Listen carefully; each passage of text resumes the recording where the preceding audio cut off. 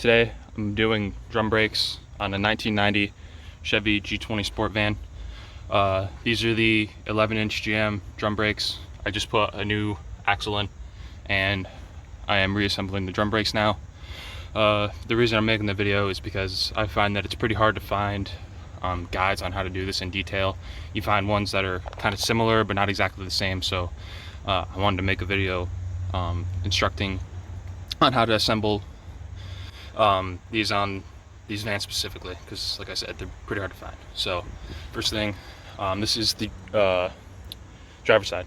So the passenger side is very similar. Only difference is your e-brake lever is going to be flipped to the other side. It'll be a little bit different, but as long as you get one side done, you'll be able to understand how to do the other. So first thing is you want to get your e-brake cable attached to this bracket. Oh, shit. So it connects right here. You just slide the spring back. Sometimes that can be pretty hard. You can adjust that right here on this bracket. I had to cut mine off because it was rusted and couldn't be adjusted, so I'm just getting I'm getting two new e-brake cables rather. So yeah, just slide the spring back. I slid it back and then put a pair of vice grips right under the spring to keep it from sliding back as I was putting it on, and then just took the vice grips off, and that managed to help a lot. So you might have saw just a minute ago I had a pair of vice grips holding the shoe on, so I'm gonna get that back on, and then we'll go from there.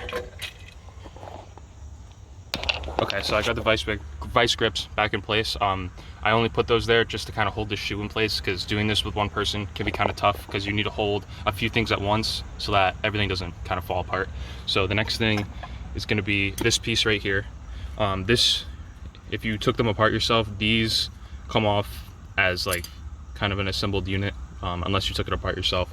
If so, it's just this little metal piece and this spring along with this bracket. So basically this is going to go in here just like that. Just like that. And then we're going to have our guide pin, and where is it? Yeah, it's going to be this guide pin, and this cup is actually going to go, it's going to press into that hole right there. So I'm going to get that together, and then I'll show you how to put in the guide pin without the special tool. Okay, so I pressed in this whole assembly. It basically just gets held in by this little cup. There should be a hole. Let me see if I can get a good angle. Back here, let me get it through first. There's a hole right back there. You see it wiggling through? Right there. And that threads the needle through here. Just like that. Alright. Alright, so the next thing, I have the camera up on a mount now. If you take these kinds of pliers, work really well for this. If you take this, the spring and this little cup, basically what you're doing is you're getting the guide pin to go through that little hole, and then you're twisting the guide pin 90 degrees so that it aligns itself and holds this entire shoe in place. So we're gonna do that now. Basically what you do is you just take it like this, and then here we go. Sorry about the angle, it's kind of hard to get a good one, but you take your other hand and you're basically messing with this guide pin on the back, so that when you get this in place, you can turn the guide pin with the hand that's on the back of the backing plate. So I'll do that now. Let's see if I get it first try.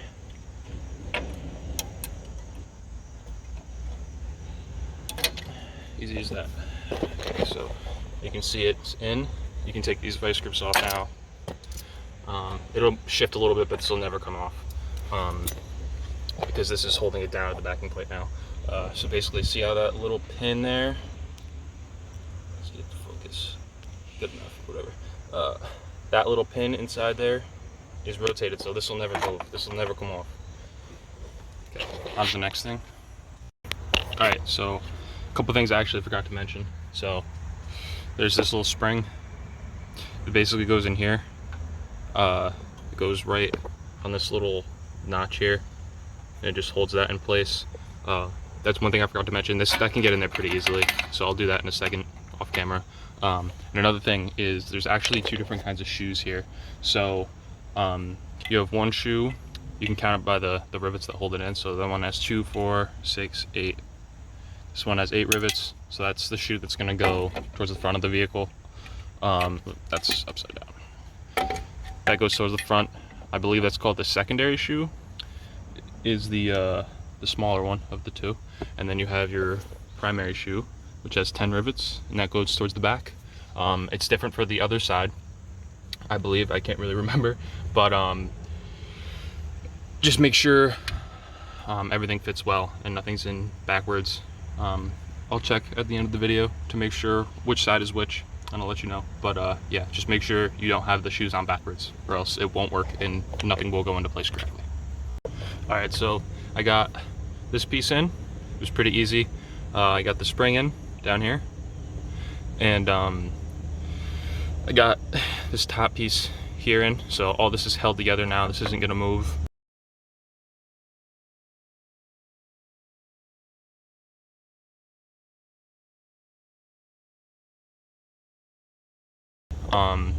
So I got this other shoe in, and I have the vice grips holding it up here.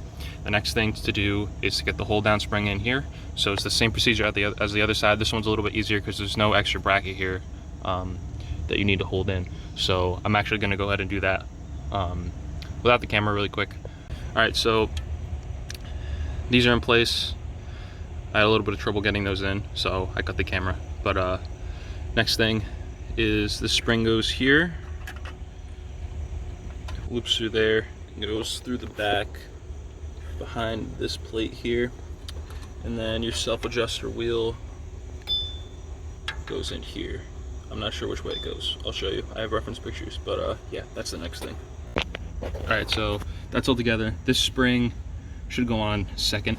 It makes way more sense. I did this part, I did the adjuster wheel second, but it makes it way easier if you just have this spring off, put this in place, and then wiggle this spring in. So yeah, the shorter end of the spring goes on this side, facing in towards the axle, and then obviously this wheel makes contact with this piece, and that's how the shoes come in and out and adjust. So yeah, on to the next. All right, so down to the last 3 things here. Get your I think this is like an e-brake lever or something. I don't really know what it's called, but this piece goes in place. It has this spring on here. Make sure the concave side is facing upwards, and you'll see there's 2 different sides to it. So you can kind of reference it here. You can see it better on this side. This is the side that goes towards the front of the car. So the last 2 things, this is honestly the hardest part of the whole thing, is these 2 springs. So basically, I believe this black one will go into this hole like this. I might be wrong. This might be the incorrect spring. Let me check. Okay, yeah, that was right. This spring, yeah, that makes sense now. It's kind of hard to get in there, but it goes with, so you can see that, it kind of hooks in this way. This gets attached to this right here. So that's the next thing. And then this spring goes in this hole here. It kind of twists around in there, and then it'll attach right here in front of this other spring. So I'm gonna do my best to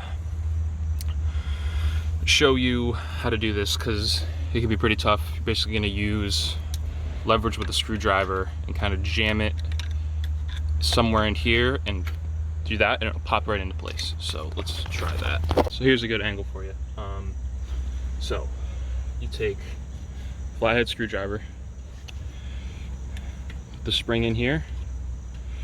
You're gonna kind of go behind in this little gap here and try and get this as far up as you can. Maybe we should try around there and just kind of stretch it, try and push the spring, guide it. Try and get it in the right spot here. Make sure you're wearing safety glasses for this part. Alright, let's try. So we were close there. You think you get the idea of what we're doing. Try it again, go on this side. There you go, done. That's one. And this one kind of has to slide in here, just like that. This one's a little easier. Come on that little edge here. Done. So that is an assembled drum brakes on a 1990 Chevy G20. I believe there's a few years before and after this. I think up to 93 they were the same. Right before ABS was implemented. I know that I think they changed when ABS was implemented, but that's the full assembly there. Next thing you want to do is turn this wheel. You'll hear it click. So it's coming forwards here, and this is pushing these brake shoes out. Let me see if you can see.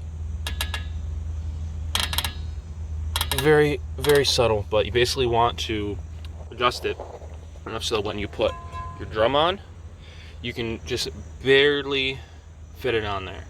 That'll get you a really nice tight brake pedal. These vans have problems with low brake pedals, and a lot of the time it's because these self-adjusters on the bottom aren't adjusted correctly, and then you get a really low and soft pedal and it feels like shit. So we're gonna go over to the other side and take a look, and you'll be able to see how tightly that drum fits, and also where the primary and secondary shoe go on the other side. So your long shoe again goes towards the back on this side. I believe it's the same this side. Get you set up here so you can see. It's basically, that came off easily, but not too easly. Yeah, so again, long shoe, 2, 4, 6, 8, 10. Actually, there's 12 rivets go towards the back. And then this should fit on nice and snug. You can kind of feel the shoes drag on it a little bit. But yeah, so that's it. Get your tires on. For a test drive, make sure you bleed your brakes. If you unattach any brake lines, and then just give it a good spray, brake clean. You want, especially on the shoe face. And that's it. That is the drum brake assembly. Wear your safety glasses. Yeah, that's about it.